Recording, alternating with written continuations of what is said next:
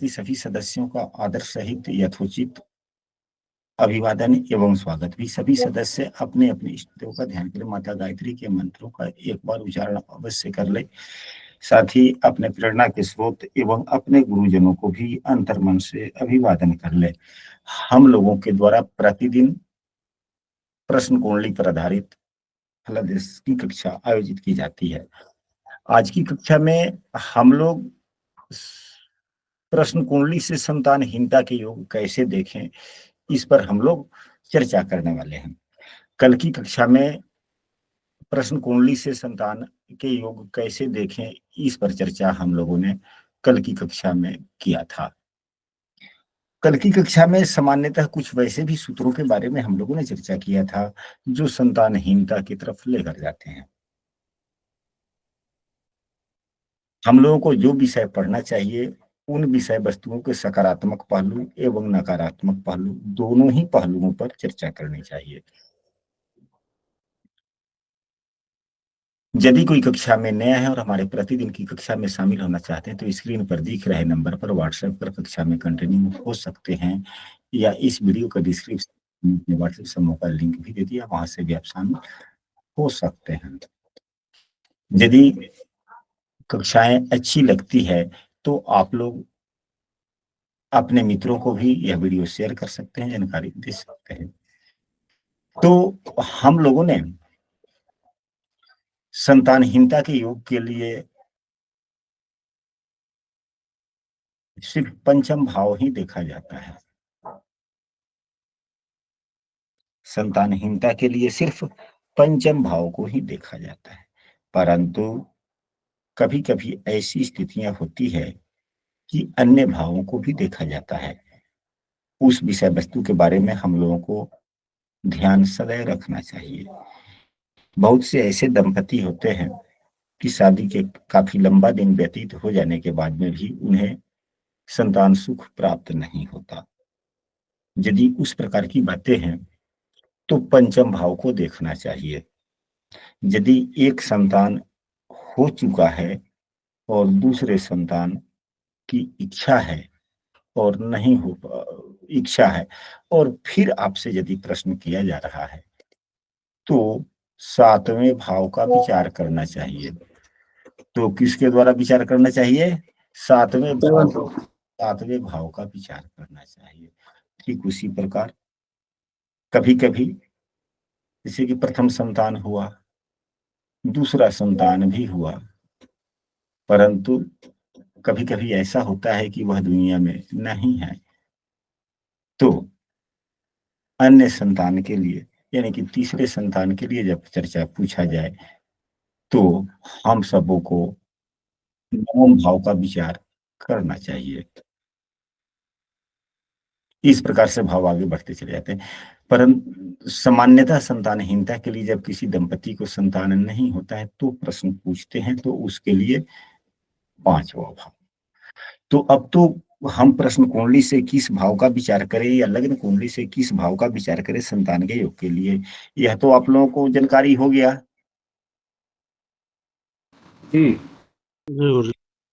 तो संबंधित भाव, जिस भाव का हम विचार कर रहे हैं, अभी मान लिया जाए कि उदाहरण कुंडली में अगर पहला संतान हो चुका है, कुछ वर्ष हो गए,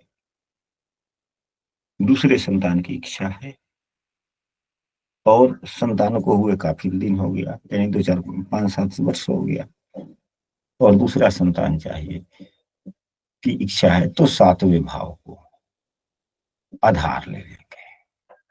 सूत्र अगर प्रथम संतान की ही बात है तो सूत्र सब वही लागू होंगे जो यहाँ के जो सातवें भाव पर हम लोग अभी अभ्यास करने जा रहे हैं, सीखने जा रहे हैं, वह पंचम भाव पर ही लगेगा। तो यदि दूसरे संतान की बात हो तो हम सभी सातवें भाव को देखेंगे कि सातवें भाव का स्वामी अपने शत्रु राशि में तो नहीं है। तो इस उदाहरण कुंडली में देखा जाए, प्रश्न कुंडली में सातवें भाव के स्वामी 12 नंबर की राशि है। 12 नंबर राशि के स्वामी देवगुरु बृहस्पति होते हैं। देवगुरु बृहस्पति अपने मित्र राशि में नहीं है, यह शुक्र की राशि में है। शत्रु राशि में है। शत्रु राशि में बैठे हुए ग्रह उतने उत्तम फल नहीं देते, परंतु यहाँ पर यह देखा जाए कि देवगुरु बृहस्पति एवं शुक्र देव का राशि परिवर्तन होने के कारण आपसी संबंध बन रहा है, इसलिए यह उतना नुकसानदायक स्थिति नहीं है। यानी कि संबंधित भाव का स्वामी, जैसे सप्तमेश हालांकि होना चाहिए, हम लोगों को चर्चा करना चाहिए पंचमेश, क्योंकि सामान्यतः संतानहीनता के योग पंचम भाव से देखा जाता है। तो भाव का स्वामी शत्रु राशि में न हो, नीच राशि में न हो, अस्त न हो, पापयुक्त न हो, या पाप दृष्ट न हो,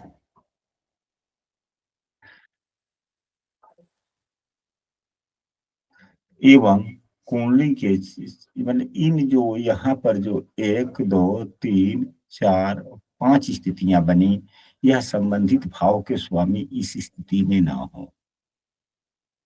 तो यहाँ पर तो देवगुरु बृहस्पति भाव के स्वामी हैं, नीच के नहीं है, अस्त भी नहीं है, पाप युक्त भी नहीं है। पाप दृष्ट की बात की जाए तो राहु से भी दृष्ट नहीं है, शनि से भी दृष्ट नहीं है, मंगल से भी दृष्ट नहीं है। हाँ, केतु देव की 5वीं दृष्टि है। यहाँ पर सप्तमेश जिसका हम लोग विचार कर रहे हैं दूसरे संतान के लिए, तो यह 2 कमियां इनमें देखने को मिल गई। एक कि यह शत्रु राशि में है, दूसरा पाप दृष्ट भी है। 2 कमियां आई। गुरुदेव पंचमेश की बात कर रहे हैं आप? नहीं, हम लोगों ने अभी किस भाव का विचार कर रहे हैं, किस संतान के लिए? सप्तमेश द्वितीय संतान द्वितीय के लिए। संतान सप्तम भाव।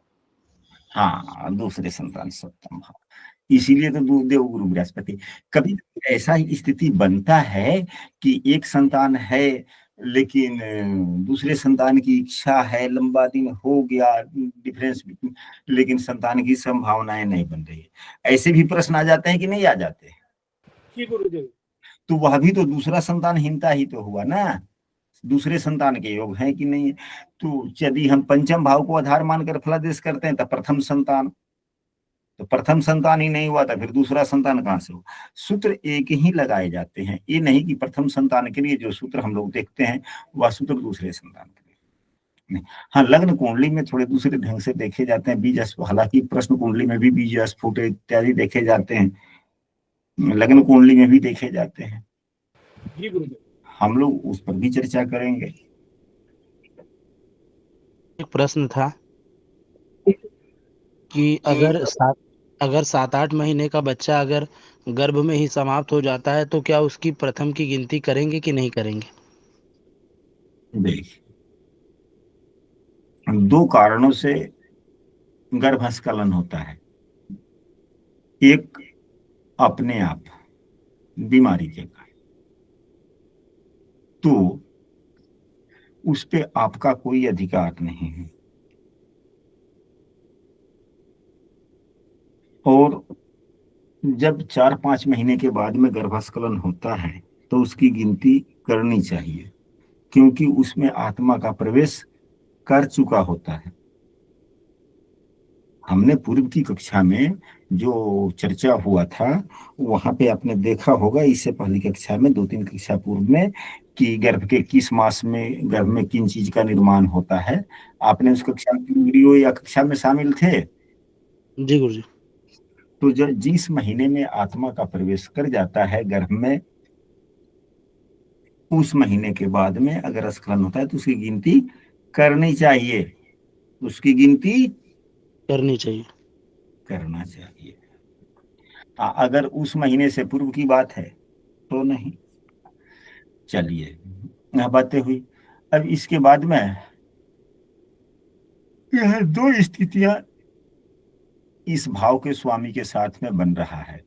तीसरा सूत्र है कि कुंडली दूसरा सूत्र की या कुंडली लग्न से छठे, आठवें, 12वें भाव में ना हो, तो यहाँ छठे, आठवें, 12वें भाव में नहीं, छठवें, आठवें, 12वें भाव में नहीं है, केवल शत्रु राशि एवं पाप दृष्ट है। अब इसके बाद में यदि देव, हालांकि यहाँ पे भावेश देवगुरु बृहस्पति बन रहे हैं, तो इनका दायित्व तो दो हो जाता है। एक भाव के स्वामी होने के कारण भी भाव दायित्व तो बना, दूसरा यह संतान के कारक भी है। तो संतान के कारक ग्रह देवगुरु बृहस्पति एवं संतान की उत्पत्ति शुक्र से होता है, या शुक्रदेव के कारण वृक्ष से। तो शुक्रदेव यदि दोनों की युति हो जाए और दोनों ही कुंडली के 8वें भाव में हो, तो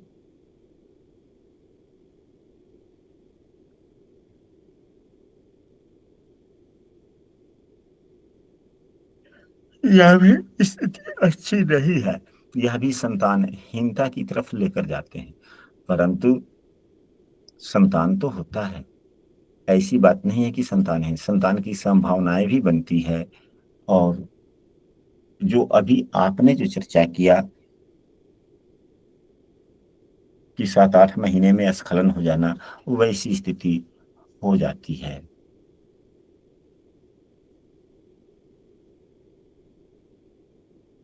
साथ में अगर 8वें भाव में देवगुरु बृहस्पति एवं शुक्र देव की युति हो और 8वें भाव में ही मंगल देव हो, या 8वें भाव को मंगल देव देखें, तो अब इसी कुंडली में यहाँ गुरुदेव नहीं होते, शुक्रदेव यहाँ नहीं होते, गुरु शुक्र की युति यहाँ पर होती और मंगल भी साथ में होते, या मंगल देव पंचम भाव में बैठकर चौथी दृष्टि देखते, दूसरे भाव में बैठकर 7वीं दृष्टि, या लग्न में ही मंगल बैठकर 8वीं दृष्टि देखते, तो यह भी गर्भपात के योग तरफ लेकर जाता है, जिसे संतानहीनता के योग में बल मिलता है।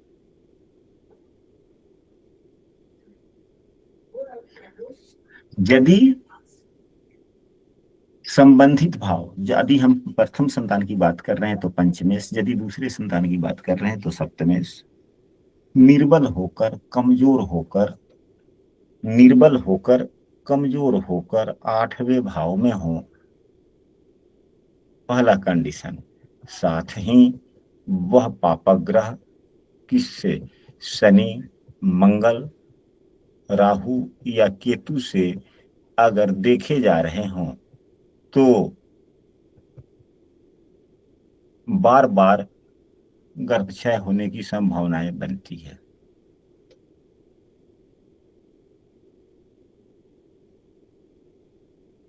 बार बार गर्भक्षय होने की बात होती है। अब यहीं पे निर्बल का मतलब होता है कमजोर हो जाना, निर्बली का मतलब कमजोर हो जाना। तो निर्बल कैसे, किन किन स्थितियों में निर्बल मान सकते हैं?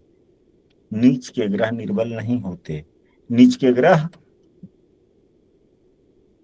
निर्बल नहीं होता, नहीं होते।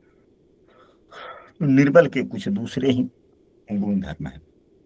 निर्बल का मतलब यदि संबंधित भाव पंचमेश या सप्तमेश भाव के स्वामी 27 अंशों से अधिक 3 अंशों से कम हो, तो यह अंशात्मक मान के आधार पर कमजोर हो जाते हैं, अंशात्मक मान के आधार पर कमजोर हो जाते हैं, मृत या बाल अवस्था में चले जाते हैं। 27 से अधिक और 3 अंशों से कम मृत या बाल कहा जाता है कि नहीं कहा जाता है? जी विषम राशि में 6 अंशों तक बाल अवस्था के ग्रह होते हैं, तो बाल अवस्था में कुछ ना कुछ फल देते हैं, 3 डिग्री के अंश के बाद में हो जाते हैं तो कुछ ना कुछ फल देते हैं, लेकिन उससे कम में रहते हैं तो वह फल नहीं दे पाते, या 2 अंशों तक ले लें। उसी तरह से विषम राशि में अगर 27-28 डिग्री से अधिक है तो मृत अवस्था में है, तो फल नहीं। 28-29 है तो और फल नहीं। उसी तरह सम राशि में अगर 0 से लेके 6 अंशों तक है तो मृत अवस्था में, तो कम से कम 2-3 अंशों तक तो बिल्कुल फल नहीं देते। वहीं सम राशि में 24 अंशों से लेके 30 अंशों तक बाल अवस्था में होते हैं, तो यह 27-28 अंशों से लेकर के अंत तक 30 अंशों तक या बाल अवस्था में यह बिल्कुल फल नहीं देते। तो यह जब फल देने वाले या निर्बली हो गए। मृत अवस्था में मृत अवस्था का व्यक्ति या बिल्कुल बाल अवस्था का व्यक्ति में कुछ ज्ञान बल होता है? नहीं गुरुदेव। नहीं होता, इसलिए यह निर्बली हो गया अंशात्मक मान के आधार पर। दूसरा, निर्बली कब होता है कोई ग्रह या कोई व्यक्ति? भले उसमें पावर ही कुछ क्यों ना हो, लेकिन उसके पावर को कोई जबरदस्ती सोख रहा हो, खींच रहा हो, तो पावर तो सीमित है ना। अगर आप ही के पास में, हमारे पास में 20,000 रुपए की आमदनी है, 20,000 का पावर, और वह पावर बार बार समाप्त हो जा रहा है, यानी कि हमेशा खर्च ही हो रहा है 20,000, तो हम कमजोर के कमजोर ही रहेंगे कि धनी हो जाएंगे? कमजोरी रहेंगे गुरुजी। कमजोर ही रहेंगे। तो उस अवस्था में भी निर्बली ही कहा जाता है, यानी कि राहु से युक्त होते जाने पर ग्रहों की पावर राहु देव ले लेते हैं, तो निर्बली हो गए। शत्रु ग्रहों के द्वारा देखा जाता है यदि कोई ग्रह, तो निर्बली हो जाता है। अगर आपके पास में जो सीमित साधन है, एक तो निश्चित है, और आपको शत्रु बार बार परेशान कर रहा है, तो साधनों की हानि होगी या कमजोरी आएगा उसमें, या और मजबूत होता रहेगा? मजबूती के लिए तो आप काम कर ही नहीं कर पाएंगे, या जो करेंगे तो वह शत्रु हनन करता रहेगा, तो क्या आप मजबूत हो पाएंगे? नहीं गुरुजी। नहीं। तो इन अवस्थाओं में ग्रह निर्बली माने जाते हैं। तो ग्रह निर्बली होकर 8वें भाव में हो, ग्रह यानी कि संबंधित भाव, यदि पंचमी पहले प्रथम संतान है तो पंचमे से, दूसरा संतान है तो सप्तमे से निर्बली होकर 8वें भाव में हो। अगर यही देवगुरु बृहस्पति 9वें भाव में नहीं होकर 8वें भाव में होते और अंशात्मक मान से बहुत ही खराब होते, या 28 से लेकर 2 डिग्री के अंशों के बीच में होते, या राहु से युक्त होते, अंशात्मक मान खास करीब में होता, तो और साथ में एक कंडीशन और, कि शत्रु ग्रह के द्वारा भी देखे जा रहे होते, तो और एक इस अवस्था में तो कमजोर हो ही गए, निर्बल हो गए। अगर शत्रु ग्रह के द्वारा भी देखे जा रहे हैं तो और निर्बल हो गए और कमजोर हो गए। साथ ही पापग्रह या अग्नि तत्व के ग्रहों के द्वारा देखे जाते हैं तो बार बार गर्भक्षय होता है, बार बार गर्भ का क्षय। गर्भक्षय।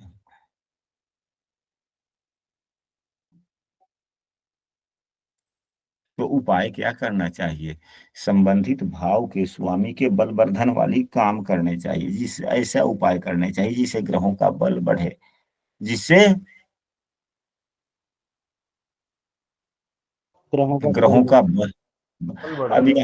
अब यहीं पे यदि देवगुरु बृहस्पति, मान लिया जाता है कि यहीं पे देवगुरु बृहस्पति बैठ गए, 2 अंशों के हैं चाहे 1 अंशों के, निर्बली हो गए, मंगल के द्वारा दृष्ट हो गए, देवगुरु बृहस्पति के शत्रु बुध एवं शुक्र है, अगर शत्रु के द्वारा देखे जाते हैं, अगर नहीं भी देखे जाते तो निर्बली हो गए एवं मंगल देव से देखे जाए, सूर्य से भी युक्त हो गए, तो सूर्य भी गर्भक्षय वाला काम करवाता है, तो बार बार गर्भक्षय होगा कि नहीं होगा? होगा। उपाय किसके किए जाएं? क्योंकि मंगल देव तो यहाँ पर बैठे गए थे, अपने उच्च की राशि में बैठ गए, तो उच्च के ग्रहों का शांत तो नहीं किया जा सकता है। अगर हम शांत करते हैं तो यह पराक्रम भाव के भी स्वामी हैं। पराक्रम, उत्साह, चेतना, इन सब में कमी आएगी, संचार में कमी आएगा। या अष्टम भाव के स्वामी हैं। तो अगर हम इनको शांत करते हैं तो क्या होगा, जो हम अपने दैनिक जीवन के कार्यों में जो सोचते हैं, कुछ करते हैं, तो आकस्मिक जो सोच होता है या आने वाले समय के बारे में जो हम सोचते हैं कि हम क्या करें नहीं करें जिसे, तो उन चीजों में कमी आ जाएगी।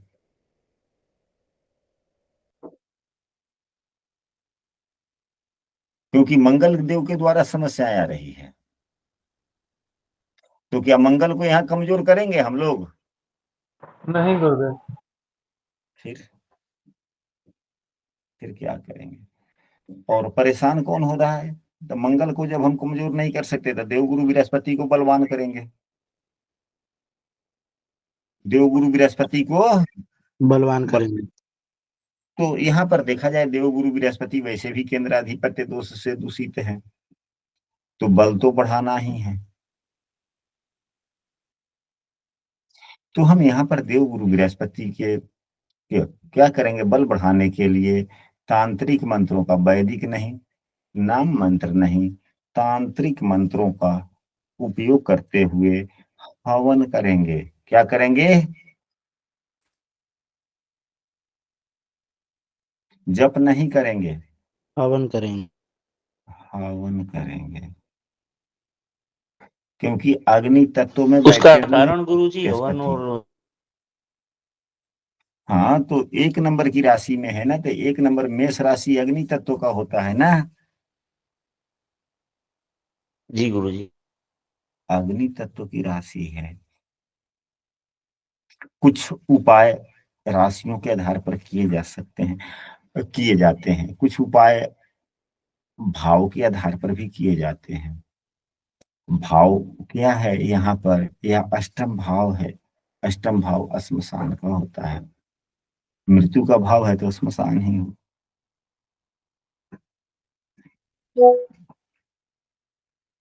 तो यानी कि निर्जन स्थान का है।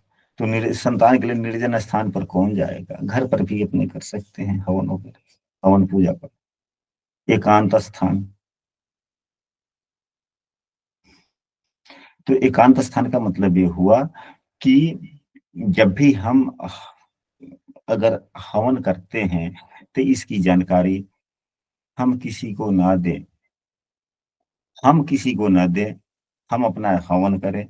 यदि हवन के दिन कोई व्यक्ति आ जा रहा है तो कोई बात नहीं, सर स्वागत है, उनको घर पे बिठाएं, यज्ञ के अंत में उनको भी प्रसाद खिलाएं और उनसे भी आशीर्वाद प्राप्त करें। अगर उस रोज आप नहीं किसी को आमंत्रित करते हैं, स्वेच्छा से जो आते हैं, इसका मतलब वो आपके प्रति ईश्वर ने आपको आशीर्वाद देने के लिए भेजा है कि हाँ, आप जो ये हवन कर रहे हैं उसका सकारात्मक फल आपको मिलने वाला है।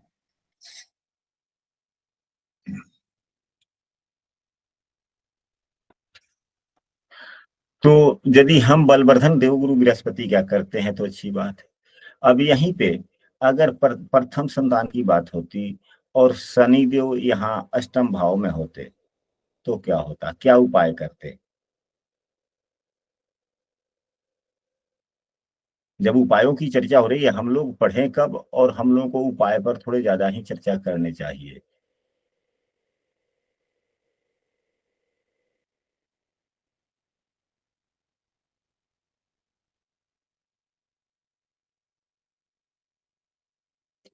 तो यदि शनि देव अष्टम भाव में होते और मंगल से दृष्ट होते, तो एक तो शनि नीच के हो गए, बुरे फलदाता हो गए।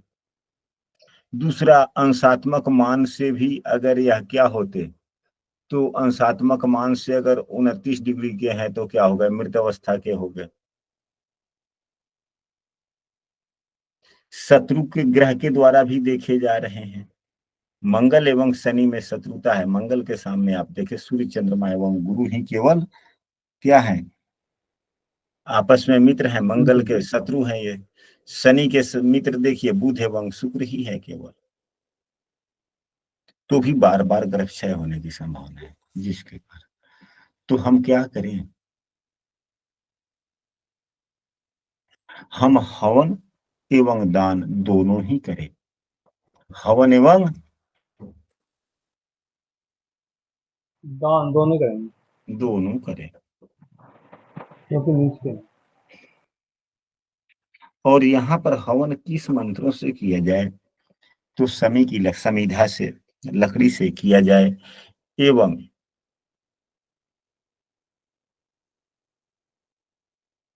नाम मंत्र का उच्चारण से, नाम मंत्र से किया जाए।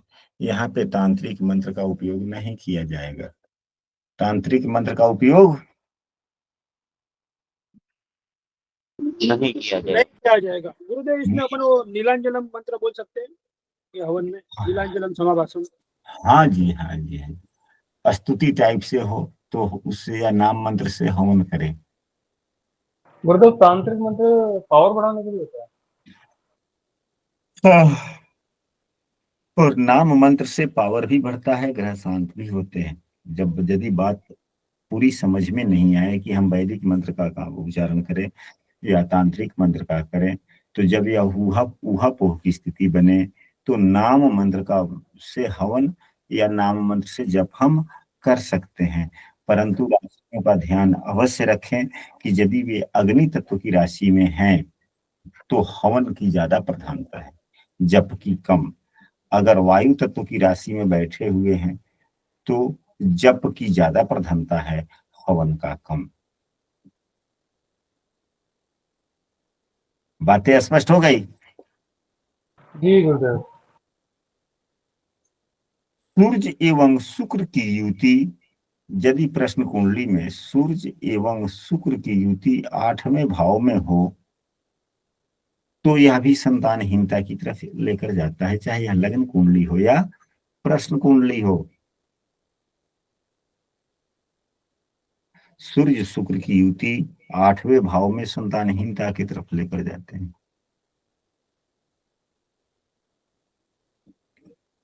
यदि संबंधित भाव के स्वामी, अगर दूसरे संतान की बात की जाए तो देवगुरु बृहस्पति, दूसरे संतान के लिए बात की जाए तो देवगुरु बृहस्पति।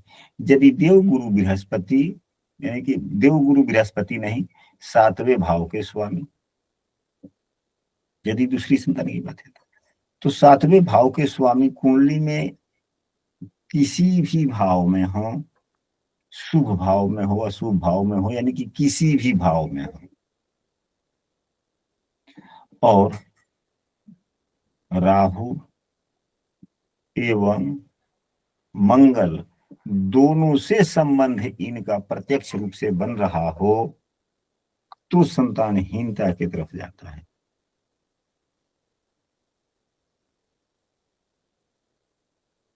अब संबंधित भाव के स्वामी दोनों से युत हो जाएं, अब मान लीजिए कि पंचम प्रथम संतान की ही बात की जा रही है, तो प्रथम संतान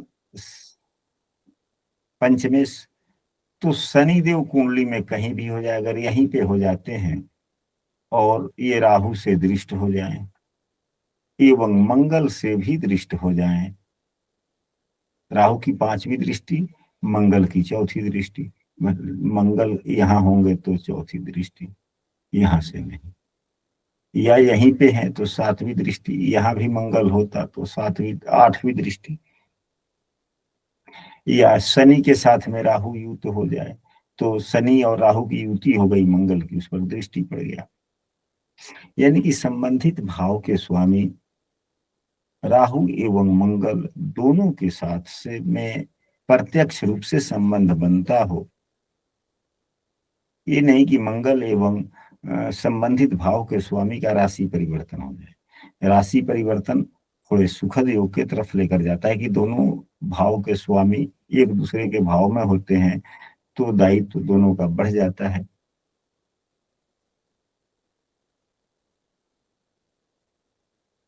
एक दूसरे की घरों की रक्षा करते हैं।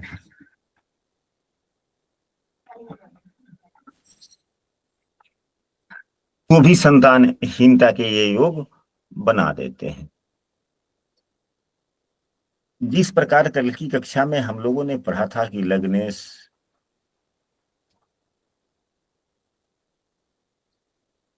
यह कल की कक्षा की ही सूत्र की पुनः पुनरावृत्ति कर लेते हैं। कल की कक्षा में हम लोगों ने पढ़ा था कि संबंधित भाव यानी कि पंचम भाव के स्वामी बलवान हो। पंचम भाव या संबंधित भाव प्रथम संतान के लिए पंचम भाव का स्वामी देव गुरु बृहस्पति एवं शुक्र देव, लग्नेश। यदि अब इसमें कितने ग्रह बने?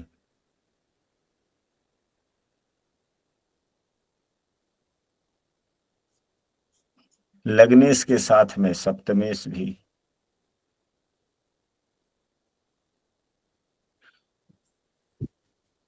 एक तो संबंधित भाव का स्वामी, दूसरा लग्नेश, तीसरा सप्तमेश। क्योंकि संतान की प्राप्ति लग्नेश एवं सप्तमेश के संबंध से होता है। दोनों में जो कमजोर होता है कमी उसमें पाया जाता है। दोनों के देखें कि कमजोर कौन है, कमजोर कौन है, उसको चिकित्सीय सुविधा भी सलाह भी लेना चाहिए। औषधि सेवन अवश्य करना चाहिए।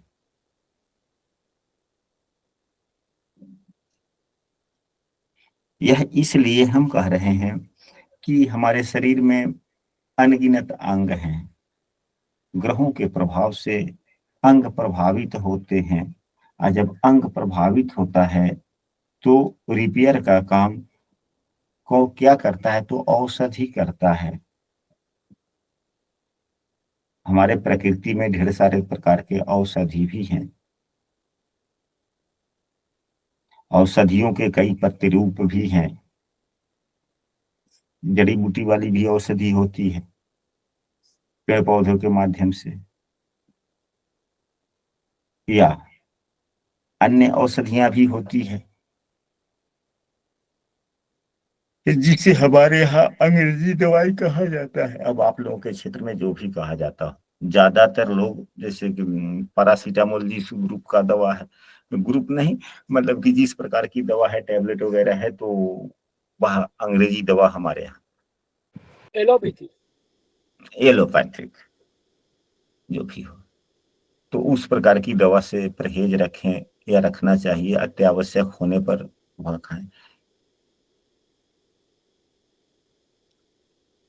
हाँ, खास करके यदि लग्नेश या सप्तमेश दोनों में कोई भी सात्विक ग्रह हो, जैसे कि सूर्य हो या चंद्रमा हो, अगर ये बनते हैं तो हमें देसी दवाई जो जड़ी बूटी वाली होती है, होम्योपैथी या जो भी बनता हो, वो करना चाहिए। अन्य ग्रहों के लिए एलोपैथिक दवा भी हम खा सकते हैं, कर सकते हैं। देव गुरु बृहस्पति अगर कमजोर हैं, खराब हैं, तो भी संतानहीनता।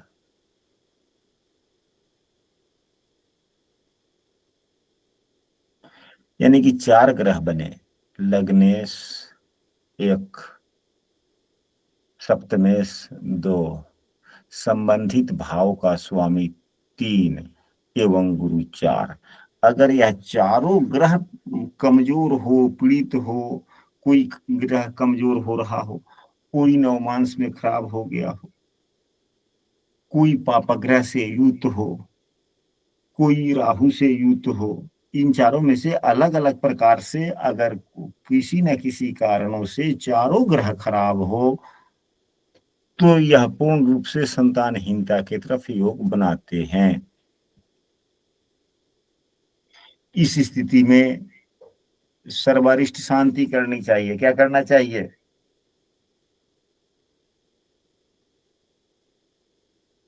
सर एक बार और रिपीट कर दीजिए। कहने का मतलब यह है कि यदि प्रश्न कुंडली में लग्नेश, सप्तमेश, देव गुरु बृहस्पति एवं संबंधित भाव, यानी कि यदि प्रथम संतान की बात की जा रही है तो संबंधित भाव पंचमेश भी हुआ। पंचमेश, ये 4 ग्रह बने। चारों ग्रह किसी न किसी प्रकार से पीड़ित हो, जैसे कोई ग्रह अंशात्मक मान से कमजोर हो रहा हो, एक कोई ग्रह शत्रु ग्रह के द्वारा देखा जा रहा हो, कोई पापक ग्रह के द्वारा से या विच्छेदा सूर्य मंगल या केतु से देखा जा रहा हो, या कोई राहु से युक्त हो या दृष्ट हो, तो यानी कि चारों किसी न किसी प्रकार से खराब हो, तो यह संतानहीनता के पूर्ण संयोग बनते हैं। इसमें सर्वरिष्ट शांति करना चाहिए, सर्वरिष्ट सभी ग्रहों के लिए कुछ जप वगैरह करने चाहिए, एवं संतान गोपाल मंत्र का पाठ करना चाहिए। किसका पाठ करना चाहिए? संतान गोपाल मंत्र मंत्र का पाठ करना चाहिए। इसके बाद में संबंधित भाव में कोई भी क्रूर ग्रह हो और निर्बल अवस्था में, या पापग्रह ही निर्बल अवस्था में हो, पापग्रह ही निर्बल अवस्था में हो, संबंधित भाव में ही, जैसे कि यहीं पे है, यदि दूसरे संतान की बात की जाए तो यहाँ पर सभी ग्रह राहु से युक्त हैं। राहु का पावर सीमित है, एक ग्रह होता तो एक को तो वह पूर्ण रूप से प्रभावित कर देता, लेकिन तीन तीन ग्रह हैं। राहु को जो सोखने की क्षमता है या अनुसरण करने की क्षमता है, वह उसका भी तो एक दायरा होगा। तो इन तीनों ग्रहों के उतना प्रभावित ये नहीं कर रहे हैं। हाँ, लेकिन अगर एक ही ग्रह कोई भी होता तो यह राहु देव पूर्ण रूप से उसे प्रभावित कर देते। यानी कि संबंधित भाव में कोई नीच का पापग्रह स्थित न हो, तो यहाँ पर पापग्रह कहाँ है? शुक्र देव तो सदैव शुभाग्रह होते हैं, और सूर्य देव सात्विक ग्रह हैं, लेकिन ये 12वें भाव के स्वामी भी तो हैं। संबंधित भाव में यदि 6ठे, 8वें, 12वें भाव के स्वामी बैठ जाएं तो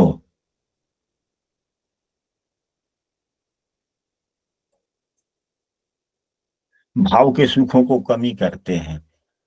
अभी हम लोगों ने पढ़ा जो सूत्र को पुनः दोबारा आप लोग समझें, वह सूत्र क्या है?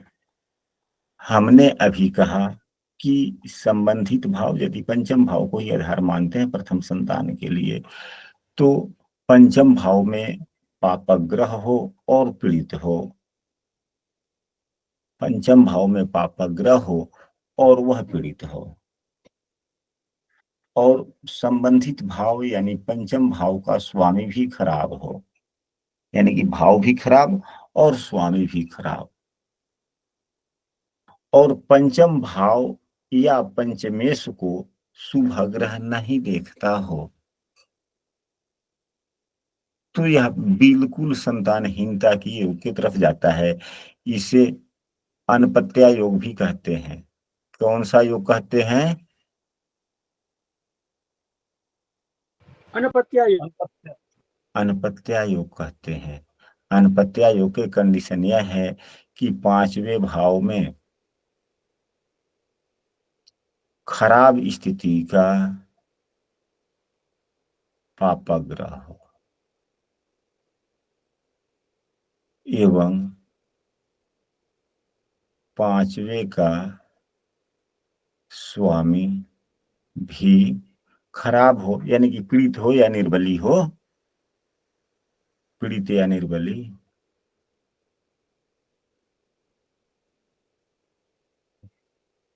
तो यह अनपत्या योग का निर्माण होता है।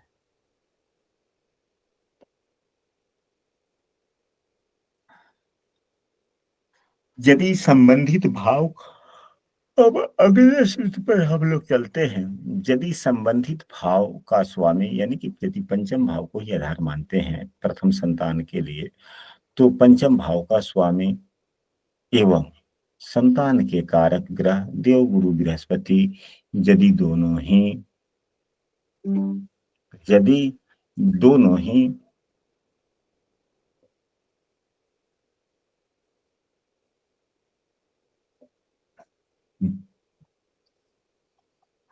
छठे 8वें 12वें में हो जाए, छठे 8वें 12 में है।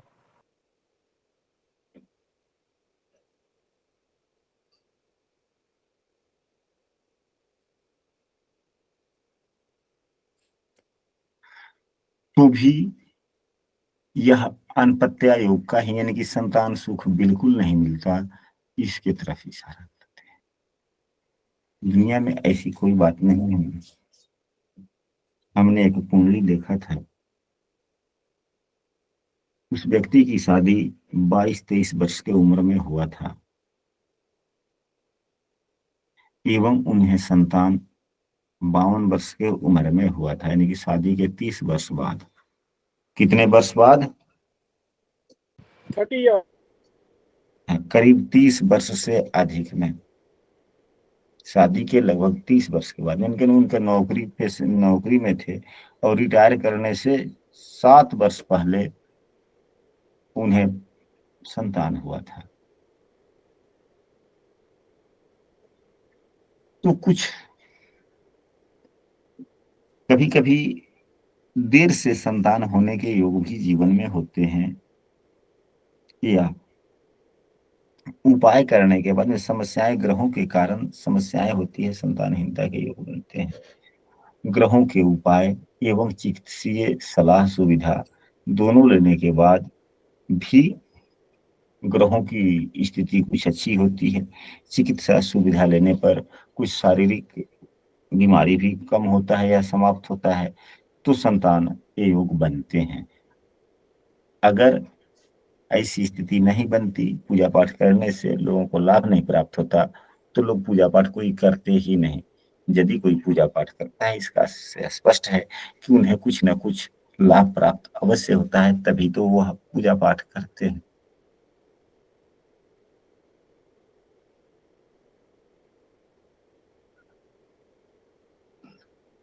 खास करके विशेष रूप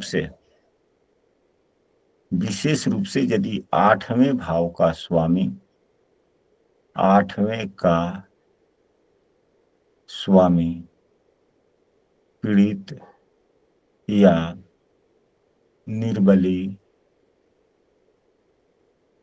होकर,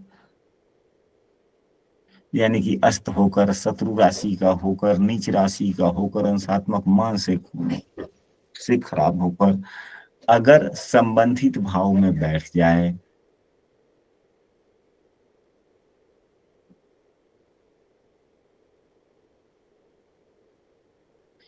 तो भी यह पूर्ण रूप से संतानहीनता की तरफ इशारा करता है।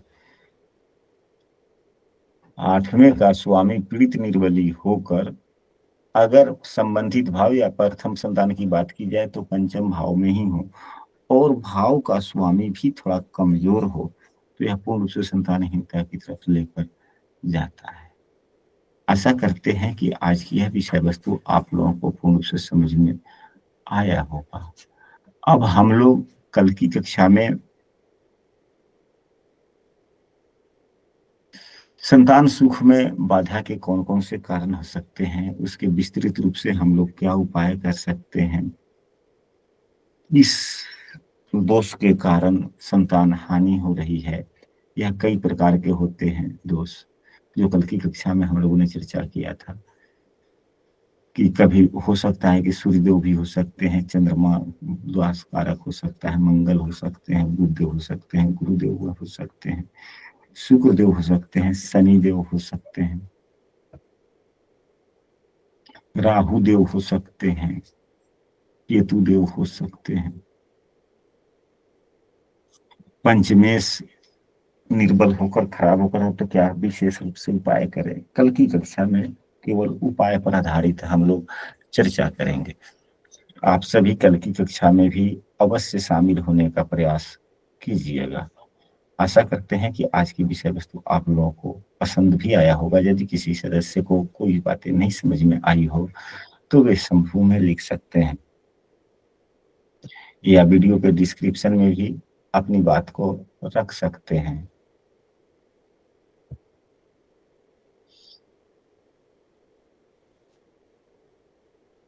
यदि जो सदस्य अभी कक्षा में उपस्थित है वे सदस्य एक दो विषय वस्तु पर यदि कोई मन में संशय हो तो चर्चा कर सकते हैं, बोल सकते हैं, हैंड राइज करें।